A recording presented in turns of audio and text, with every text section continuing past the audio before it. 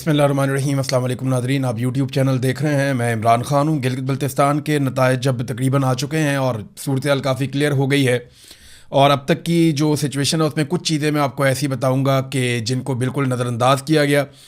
सबसे पहले पाकिस्तान तहरीक इंसाफ ने गिलगित बल्तिस्तान के नताइज मुस्तरद कर दिए हैं।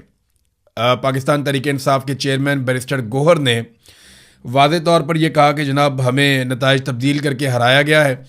पाकिस्तान तहरीक इंसाफ ज़्यादा सीटें जीत रही थी। 8 सीटों का दावा भी उन्होंने किया कि वहाँ पाकिस्तान तहरीक इंसाफ के हमायत याफ्ता उम्मीदवार जीत रहे थे। नताइज तब्दील कर दिए गए और पाकिस्तान तहरीक इंसाफ हार गई। वाइट पेपर उन्होंने कहा जी हम ज़रूर जारी करेंगे, और कोई एहतजाज, कोई धरना, कोई अवामी रद्द-ए-अमल ये नहीं किया गया, और ये अभी वो कर भी नहीं सकते। सिचुएशन ऐसी है कि पाकिस्तान में एस्टेब्लिशमेंट की जानिब से एक हार्ड स्टेट की पॉलिसी बनाई गई है। जो भी आवाज़ उठाता है या उसे गायब कर दिया जाता है या उसको मारा जाता है, गोली चलाई जाती है।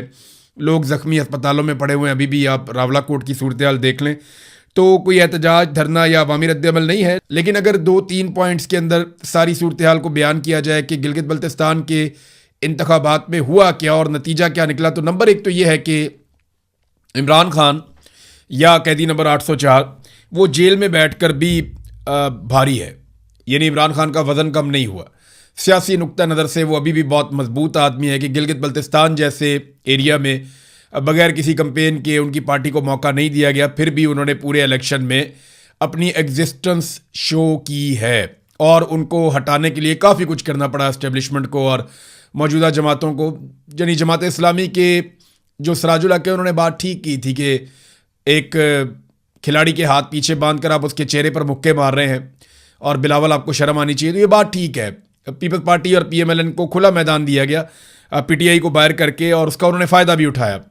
तो अब जेल में बैठकर इमरान खान काफ़ी भारी है। उसे बाहर निकालने का रिस्क इस सिचुएशन में तो ना एस्टेब्लिशमेंट ले सकती है ना हुक्मरान ले सकते हैं। नंबर 2 ये है कि एस्टेब्लिशमेंट अभी तक अपनी रविश पे पूरी तरह कायम है। यानी एस्टेब्लिशमेंट ने यह फैसला किया था कि पाकिस्तान तहरीक इंसाफ को सियासत नहीं करने देनी, इमरान खान साहब के लिए कोई गुंजाइश नहीं होगी, तो वो दिखाई दे रहा है।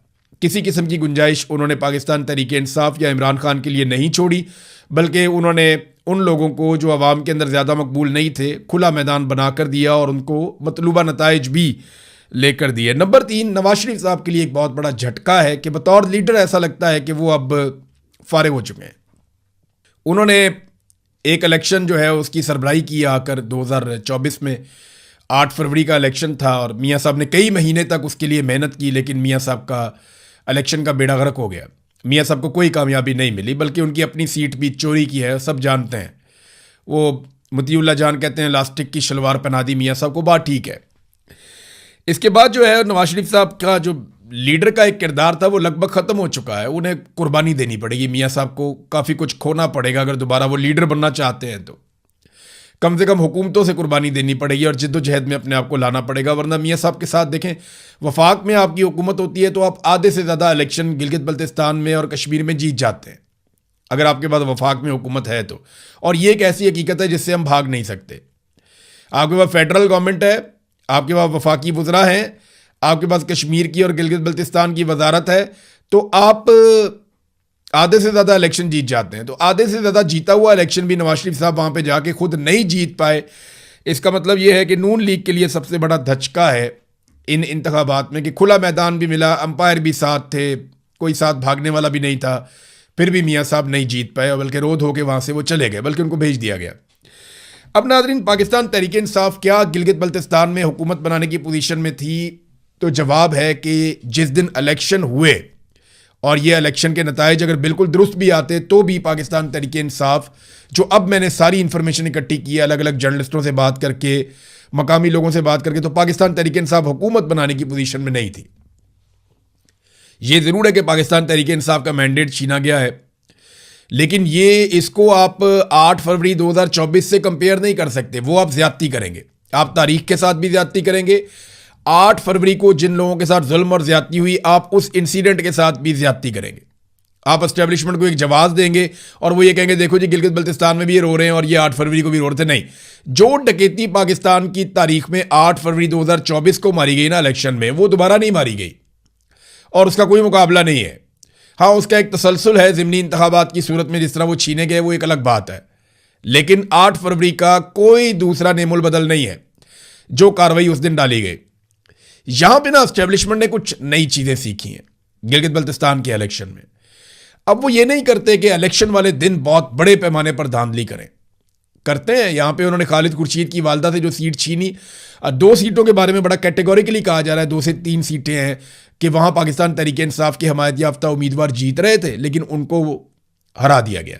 लेकिन ये 2-3 सीटें अगर मिल भी जाती तो पाकिस्तान तहरीक इंसाफ की हुकूमत नहीं बन रही थी। ये बात आप ज़हन में रखें, अगर 8 या 9 सीटें पाकिस्तान तहरीक इंसाफ जीत भी जाती तो हुकूमत बनाने के लिए 12 सीटें चाहिए थी। उस सूरत में पीपल्स पार्टी और PMLN मिलकर हुकूमत बना लेते, किसी और को भी शामिल कर लेते।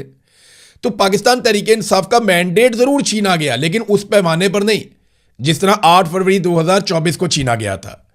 यह बात आप ज़हन में रखें। अब इस मरतबा मैंडेट जो छीना गया उसकी असल वारदात इलेक्शन वाले दिन नहीं डली। इलेक्शन वाले दिन होने वाली धांधली भी धांधली है लेकिन असल धांधली हुई इलेक्शन से पहले, जब पाकिस्तान तहरीक इंसाफ को दौर से बाहर कर दिया गया। इनके लोगों को अगवा किया गया, इनके लोगों को मारा कुटा गया, इनके लोगों को गिरफ्तार किया गया, इनके लोगों को हरासा किया गया, इनके लोगों को सूबा बदर किया गया, इंतखाबी निशान वाला मामला हो गया, जिसके साथ मिलकर इन्होंने किया उससे भी छीन लिया, फिर इनके वोटरों को हरासा किया गया, वोटर लिस्टें तब्दील की गई, बहुत सारी धांधली। यानी अगर आप धांधली का 80% कहें तो वो इलेक्शन से पहले हो गया था। जो असल काम है एस्टेब्लिशमेंट ने अब ये सीख लिया कि अगर धांधली करनी है तो वो पहले करनी है। इलेक्शन वाले दिन जो आप धांधली करते हैं वो बड़े आराम से पकड़ी जाती है, वहां बड़ा गंद पड़ जाता है, लिहाजा वो गंद पहले से डालना शुरू करते हैं। तो पाकिस्तान तहरीक इंसाफ को अमली तौर पे इलेक्शन से बाहर किया गया था इलेक्शन शुरू होने से पहले। और अगर जो पाकिस्तान तहरीक इंसाफ को ये नताइज पूरे मिल भी जाते तब भी पाकिस्तान तहरीक इंसाफ शायद हुकूमत बनाने की पोजीशन में ना होती। जो मैंने अब तक इतलात इकट्ठी की हैं उनके मुताबिक तो मेरे पास ये है। तो प्री पोल रिगिंग ही असल रिगिंग थी और PTI को अपना मौक़िफ़ ख़राब नहीं करना चाहिए। नून लीग को वफाक में होने के बावजूद वोट नहीं पड़े। पीपल्स पार्टी जो है उसने वोट लिए हैं और उनकी एग्जिस्टेंस है उनकी। उसकी वजह यह है कि जुल्फ़िकार जी भुट्टो हो या बेनज़ीर भुट्टो हो, माजी में इन्होंने गिलगित बल्तिस्तान के लिए काम किया था, गिलगित बल्तिस्तान की शनाख्त के लिए भी इन्होंने काम किया था। बिलावल ने उसका फ़ायदा उठाया। बिलावल ने जिन चीज़ों का फ़ायदा उठाया मैं आपको बताता हूँ। नंबर 1, बिलावल को इस बात का फ़ायदा हुआ कि PTI मैदान से बाहर है, वो आकर खुलकर मुकाबला नहीं कर सकते, उनके हाथ बंधे हुए हैं। नंबर 2, बिलावल ने फ़ायदा उठाया कि वफाक में नून लीग की हुकूमत है जो इंतहाई गैर मकबूल है, उनका बेड़ा ही गर्क हो गया और उनके पास अवाम को बताने के लिए कोई बयानिया ही नहीं है। तीसरा, बिलावल कुछ हद तक ये बावर करवाने में कामयाब हो गया कि वो अपोजिशन का आदमी है, वो हुकूमत में नहीं है और हुकूमत पे तनकीद करके उसने लोगों को अपने साथ मिला लिया। और चौथा, उसको फ़ायदा जो पीपल्स पार्टी की ऑलरेडी एग्जिस्टेंस थी गिलगित बल्तिस्तान में। तो बिलावल ने इन सारी चीज़ों को इस्तेमाल किया पीपल्स पार्टी ने और मिलजुल कर उन्होंने इलेक्शन लड़ा और उन्होंने अपनी सीटें निकाल ली। अगर आप धांधली कहें भी तो भी सबसे बड़ी पार्टी पाकिस्तान पीपल्स पार्टी ही बनी है। वहाँ पे मुकम्मल ठीक भी हो जाता तो बड़ी पार्टी ना भी बनती तो ये मिलकर हुकूमत बना लेते। तो ये नाज़रीन गिलगित बल्तिस्तान का इलेक्शन था। अब